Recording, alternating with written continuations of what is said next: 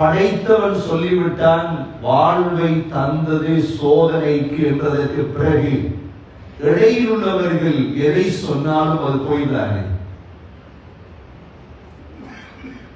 என்னுடைய வீட்டை கட்டியவர் சொல்லிவிட்டார், கட்டும் பொழுதே சொல்லிவிட்டார், இது 3 வருடத்தோடு விழுந்துவிடும். ஆனால் வீட்டை பார்த்தவர்கள் எல்லாம் சொல்கிறார்கள், இல்ல நிரந்தரமாக இருக்கும். கட்டியவர் இன்ஜினியர் சொன்னதுதான் சரி. இந்த உலகத்தில் ஹயாத்தையும் மௌத்தையும் எங்களையும் படைத்த அல்லாஹ் சொல்லிவிட்டான், வாழ்க்கையுடைய நோக்கம் சோதனைதான். வாழ்க்கையுடைய நோக்கம் வாழ்வதற்காக இந்த உலகத்தில் அல்லாஹ் யாரையும் அனுப்பவில்லை. வாழ்வதற்காக அனுப்பி இருந்தால் சகோதரர்களே, மரணம் என்ற ஒன்றை அல்லாஹ் தரமாட்டார். அதனாலதான் அல்லாஹ் சுப்ஹானஹு வ தஆலா சூரத்து ரஹ்மானிலே குல்லு மன் அலைஹா ஃபான் வயபகா வஜ்ஹு ரப்பிக துல் ஜலாலி வல் இக்ராம், இந்த உலகத்தில் இருக்கக்கூடிய அனைத்தும் ஒரு நாள் அழிந்தே தீரும்.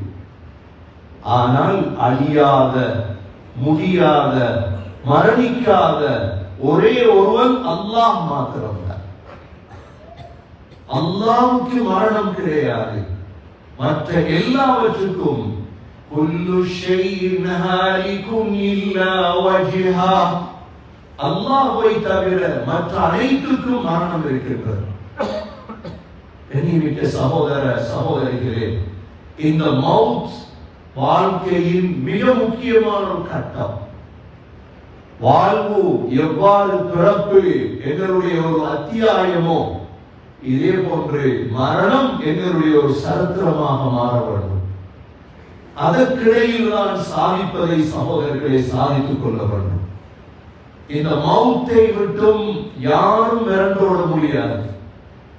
قل إن الموت الذي تفرون منه فإنه ملاقيكم, நபி நீங்கள் சொல்லுங்கள், எந்த மௌத்தை விட்டும் விரண்டோட பார்க்கிறீர்களோ, என்றால் மௌத் யாருக்கு விருப்பமில்லை. மரணம் என்று சொன்னாலே அது ஒரு கசப்பு தான். ஆனால் அல்லாஹ் சொல்கிறான், நீங்கள் சந்தித்தே தீர்வீர்கள். மௌத்துக்கு ஒரு நாளும் பயப்பட தேவையில்லை, ஆனால் தயாராக வேண்டும். மௌத்தை பயந்து பயந்து என்ன செய்யும்? நாளை மௌத் வருமா, அடுத்த வருடம் வருமா, அதற்கு அடுத்த வருடம் வருமா, பயப்பட்டு பிரயோஜனம் இல்லை சகோதரர்களே, தயாராக வேண்டும். அதனால்தான் அல்லாஹ் قل إن الموت الذي تفرون منه فإنه ملاقيكم, நீங்கள் சந்தித்தே தீர்வீர்கள். மரணத்தை அடையக்கூடாது என்பதற்கு என்ன செய்யலாம்? ஒன்றுமே செய்ய முடியாது. அதனுடைய கண்ட்ரோல் அல்லாஹ்விடம் இருக்கிறது. ஒரு மனிதன் மரண தருவாயை அடைவானாக இருந்தால் அவனுடைய பலம், அவனுடைய சக்தி, அவனுடைய பெருமை, அவனுடைய பணம் அனைத்துமே அடங்கி அந்த நேரத்தில் அவனுடைய உடம்பை பார்க்கும் பொழுது ஒரு பாவ உணர்வு வரும். அதனால்தான் மையத்தை கண்டால் எங்களுக்கு இறக்கம் வருவது. எவ்வளவு பெருமை பேச்சுகள் பேசியிருப்பார். நீங்கள் கைரோவுக்கு சென்றால் ஃபிரௌனுடைய உடம்பு இருக்கிற ஜீன்சிஸ் அஸ்லாமி குர்ஆனுடைய ஆயத்துகளை ஓதும் பொழுது ஃபிரௌன் எவ்வளவு பெருமையா பேசினார். ஃபிரௌனுடைய உடம்புக்கு முன்னால போய் நின்றா அவருடைய கண்ணால கண்ணீர் வரும், பாவம். ரப்புக்குல் அலா என்றார், நான் தான் உங்களுடைய பெரிய கடவுள் என்றார். இன்று மையத்தாக கிடக்கிறார். 4000 ஆண்டுகளாக மையத்தாக அல்லாஹ் ஃபல்யௌம நுனஜ்ஜீக பிபதனிக், உன்னுடைய உடம்பை பாதுகாப்போம் நாங்க, பின்னால வாரவங்களுக்கு படிப்பினை.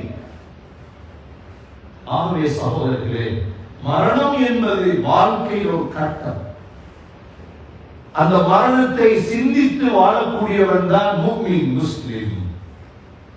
அந்த மரணத்தை நம்பாமல், அதற்கு தயாரிப்பு செய்யாமல் வாழக்கூடியவன் சகோதரர்களை புத்தியற்றவன்.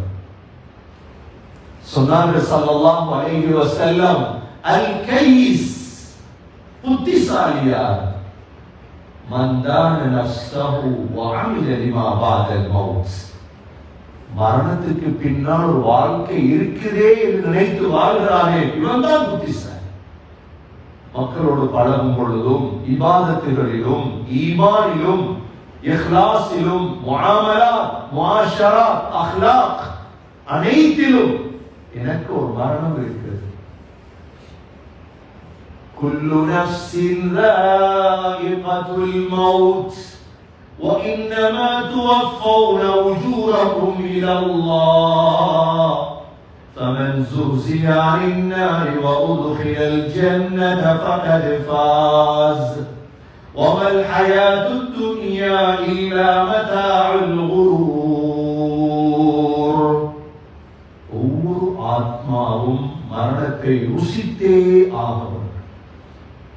சகோதரர்களே, இதெல்லாம் குர்ஆனுடைய ஆயத்துகள். இவைகளை ஓதும் பொழுது உள்ளம் ஒரு நாள் பயத்தை அடைகிறது. ஒவ்வொரு ஆத்மா உலகத்தில் மௌத்தை ருசித்தே ஆக வேண்டும்.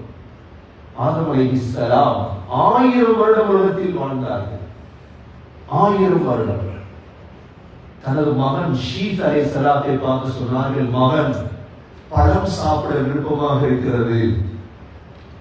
மகன் என்ன செய்தார்? பழம் பாப்பாவுக்கு வாங்கி வருவதற்கு வெளியே செல்கிறார். வெளியே வரும் பொழுது மலக்குகள் மண்வெட்டியோடு வருகிறார்கள். எங்க போகிறீர்கள்? சொன்னார்கள், ஷீத் அலைஹிஸ்ஸலாம் பாப்பா பழம் கேட்டார், பழம் வாங்குவதற்கு வந்தோம். அப்பொழுது சொன்னார்கள் மலக்குகள், உங்களுடைய பாப்பா கேட்டது உலகத்துடைய பழத்தை அல்ல, சொர்க்கத்துடைய பழத்தை. அவருடைய உயிரை எடுத்து விட்டோம், அடக்குவதற்கு வருகிறோம். 1000 வருடம். ஆதம் அலைஹிஸ்ஸலாம், நூஹ் அலைஹிஸ்ஸலாம், நீண்ட நபிமார்களுடைய வாழ்க்கை.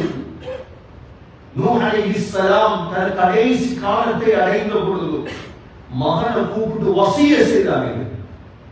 தன்னுடைய மகனுக்கு வசிய செய்தார்கள் சக்கராத்திலே. அல்லாஹ் குர்ஆனிலே யாக்கூப் அலைஹிஸ்ஸலாமுடைய சக்கராத்தை குர்ஆனிலே சொல்லியிருக்கிறார். إذ حضر يعقوب الموت إذ قال لبنيه ما تعبدون من بعدي. யாக்கூப் அலைஹிஸ்ஸலாம் யார்?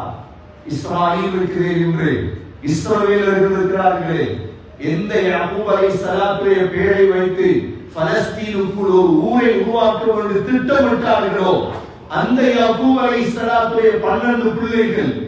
இந்த 12 பிள்ளைகளை யாக்கூப் அலைஹிஸ்ஸலாம் தன்னுடைய சக்கராத்திலே அழைத்து கேட்டார்கள், பிள்ளைகளே, மா தஅபுதூன மின் பஅதி, எனக்கு பிறகு நீங்கள் யாரை வணங்குவீர்கள்? قالوا نعبد إلهك وإله آبائك إبراهيم وإسماعيل وإسحاق ويعقوب. இந்த இஸ்ரவேலர்கள் வாக்கு கொடுத்தார்கள், பாபா உங்களுக்கு பிறகு இப்ராஹிம் அலைஹிஸ்ஸலாமுடைய ரப், உங்களுடைய ரப்பாகிய அல்லாஹ்வை இபாதத் செய்வோம். ஆனா வாக்குக்கு மாறு செய்தார். வாக்குக்கு மாறு செய்துதான் கல்லையும் மாட்டையும் வணங்குகிறார்கள் என்று. சக்கராத் சகோதரர்களே, மவுத் என்பது எல்லோருக்கும் உள்ளது. ஆனால் மவுத்துக்கு பயப்பட தேவையில்லை, மவுத்துக்கு தயாராக வேண்டும். மவுத்துக்கு தயாராக வேண்டும். தயாராக கூடியவர்கள் புத்திசாலிகள். ஸல்லல்லாஹு அலைஹி வஸல்லமை விட உயர்ந்த படைப்பு உலகத்தில் யாரும் இல்லை. ஹஜ்ரத் மூஸா அலைஹிஸ்ஸலாம் அவர்களுடைய மௌத்துடைய நேரம், மலக்குல் மௌத் மனித தோற்றம்